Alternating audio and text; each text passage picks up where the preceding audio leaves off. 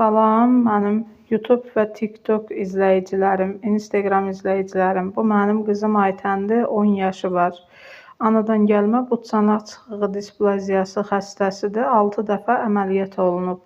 Çanağında implant var, sol çanağında. Yenidən əməliyyat olunmalıdır, çanağında olan implant çıxarılmalıdır. Eyni zamanda reabilitasiya olunur. Əzələ zəifliyi var, qılçalarında yerimə məhdudiyyətlidir. Və əlavə olaraq bronxial asma xəstəsidir. Bu da onun dərmanları, vitaminləri, hamısını öz hesabımıza alırıq. Yəni dövlət bizə kömək eləmir, nə dərmanlarında, nə də reabilitasiyasında. Xahiş edirəm, kimin imkanı varsa Allaha xatir mənim balama kömək edin ki, o da sağlamlığına qovuşub yaşlıları kimi yeriyə bilsin.